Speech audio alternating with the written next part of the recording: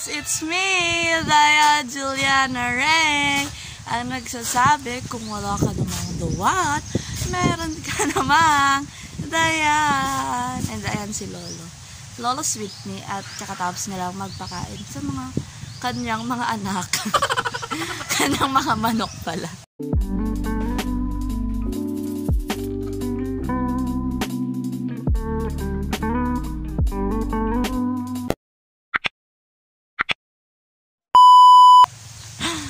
Yeah. So, anong masasabi mo sa pag-aalaga ng manok?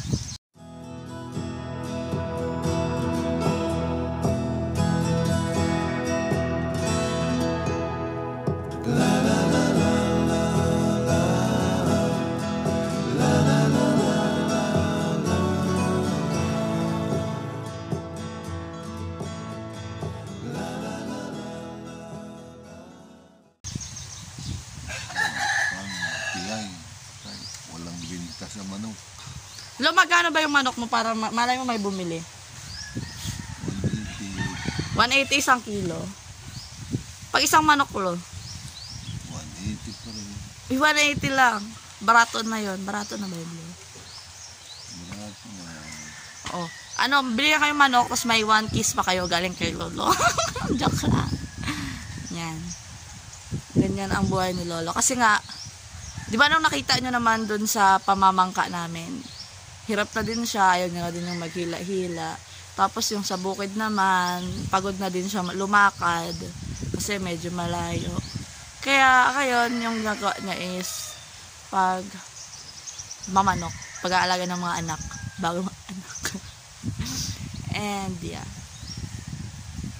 Sa mga umutang ng manok ni Lolo, pakibayaran na po. Hindi na po tumatanggap ng utang. May pera na po kayo. Bagong taon na po. So kapag umaga, kapag pupunta ako sa beach, ito, lalakad tayo papunta doon. Lakad. I grew up here nung siguro, nagbe-birthday ako dito. I will take a photo tapos ilalabas ko dyan. Yan. Ay dyan. Nagbe-birthday ako dito, parang for birthday ko. And my town is so view. Pag umaga ganitong view kung pupunta ako sa beach, ang makikita. Ayan. Ang pangit kasi ng camera ko. Ayan. Ganyan kagandang view. And it's white sand, kaya sobrang ganda talaga dito. So, malayo lang talaga siya.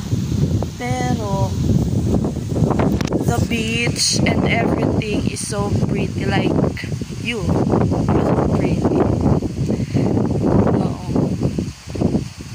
Gusto ko nga sana I want to walk that way or that way for you to see yung mga kung ano yung mga meron na dito. Kasi konti pa lang yung tao dito and hindi pa ginagawang, what do you call that? Hindi pa siya ginagawang tourist destination. Kasi wala namang tourist destination dito. I mean, pwedeng meron, pero the municipality or the other persons around here, hindi pa nila dinidevelop.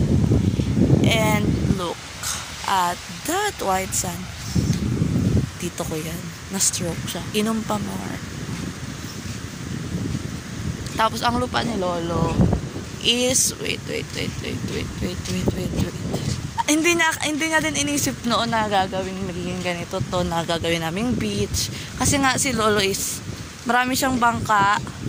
Noon may mga trabahador sila. May mga daming bangka, may trabahador, tapos mga trabahante, tas ayun.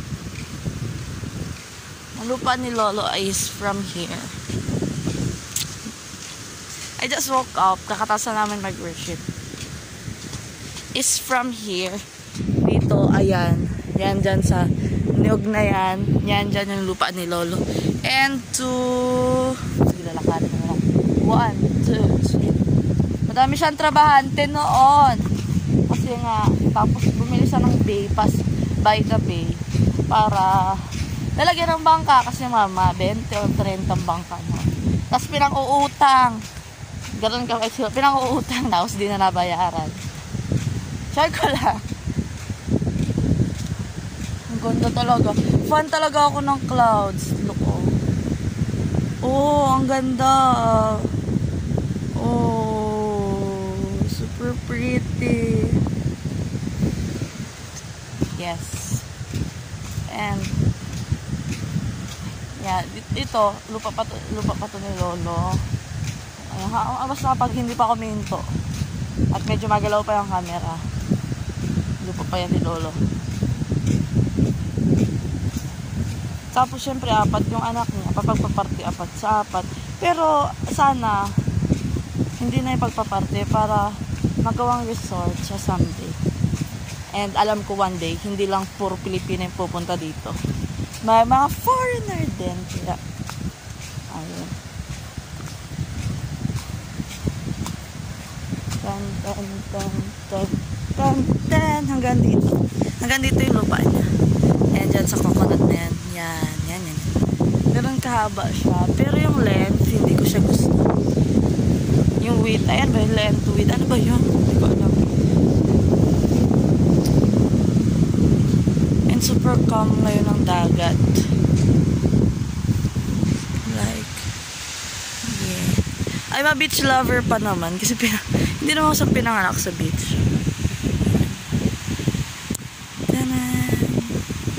Ganda. Ay, may kwento ako sa inyo.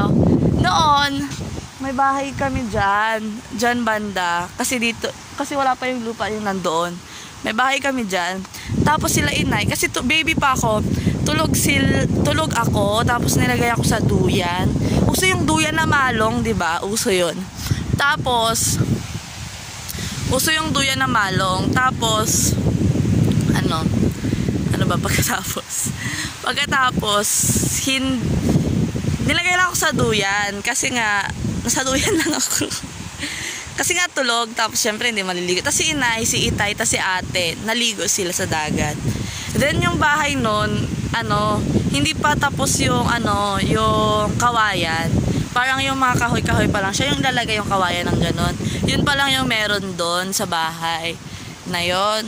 Tapos sila dito naliligo na. Afterwards, nung nakita nila, hala, wala nang tao dun sa siguro mga 1 years old or months pa lang ako. Wala nang tao dun sa duyan. Tapos, pagkakita nila na dun ako sa baba. And, alam nyo kung anong amazing dun? Kasi, hindi ako nag-shoot, sumakto ako dun sa dalawang ganon.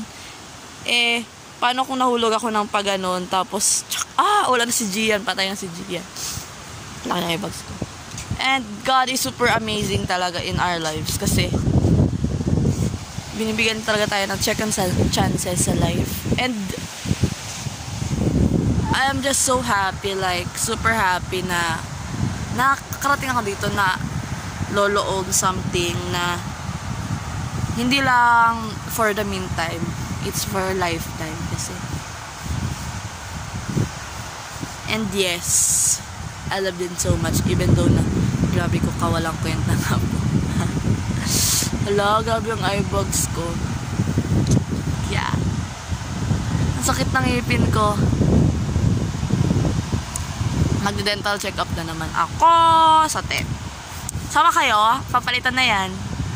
Sige, sama ko kayo. If you like this video, please do subscribe, like, and share!